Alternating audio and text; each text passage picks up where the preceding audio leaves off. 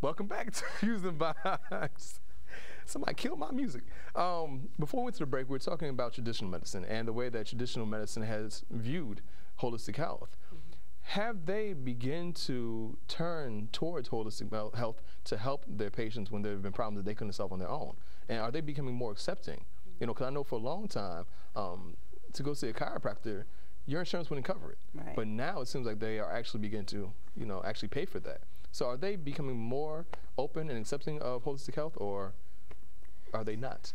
I think it's inevitable, and you'll find that some of the major hospitals in this country, like Mayo Brothers, I know Johns Hopkins has a wellness center now. Many of these hospitals are incorporating alternative, they're calling it alternative health or wellness care. Okay. And it's inevitable because traditional medicine is based on treating a symptom.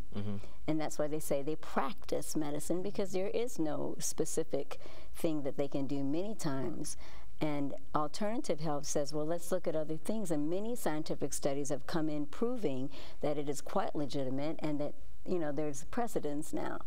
So it's inevitable that it happens. What about, oh, go ahead. I was going to say, I do think that people recognize that it's a partnership.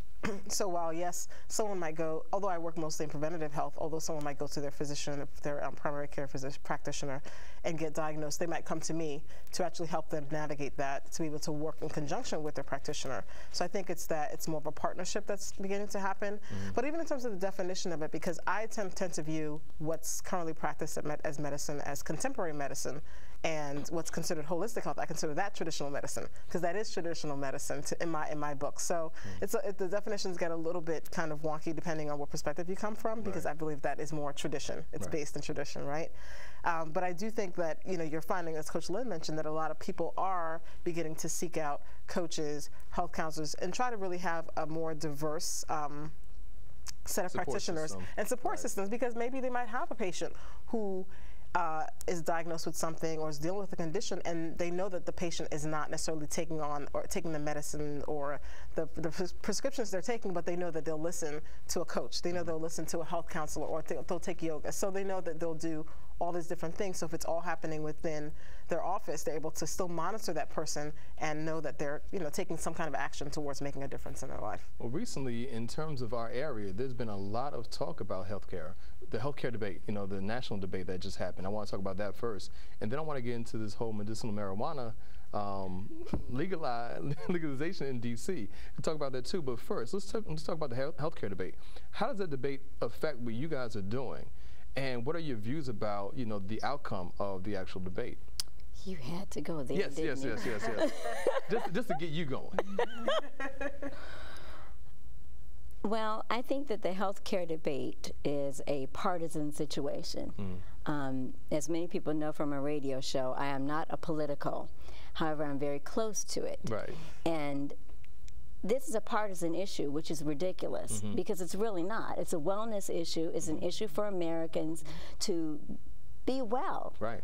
And the way that it's breaking down in Congress is it's GOP against liberal Democrats.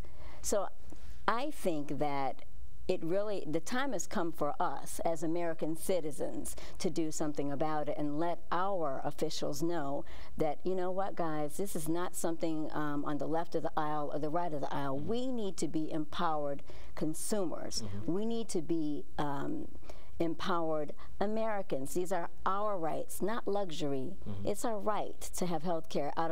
When you look at the world, here we are. It's a paradox. We are the richest nation in the world. Right. However, our country does not have health care. There are moms dying right now with breast cancer. You know, there are older people who have served this country. There are veterans who have served this country and have to wait so long for their own health care, governmental health care that they should get as veterans, that they die in between. This is a shame. So it's something that I think we need to think about differently, and that is that this is our country. And when you see these commercials saying, take it back to where? Right. I think we need to move it forward to where. Right. Dr. Rashida, how does the healthcare debate really affect you and what you're practicing?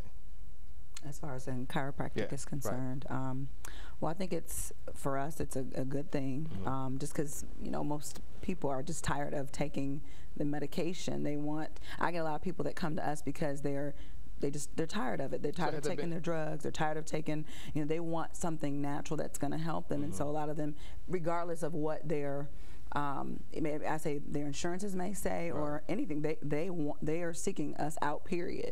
You know, no matter what happens, because people are getting so many good results. And I'm sorry, I just want to go back to the other question that you had asked about, you know, people or chiropractic, the area opening up, people getting referrals, and insurance companies cover it, because employers are finding that people have less time off work when they see the chiropractor. When they see the chiropractor, they're sick less. So they started, you know, including those benefits and, you know, chiropractic benefits in their insurance coverage, just because they find that it helps them so much. What about medicinal? I gotta talk about it. I mean, it just came through the pipeline.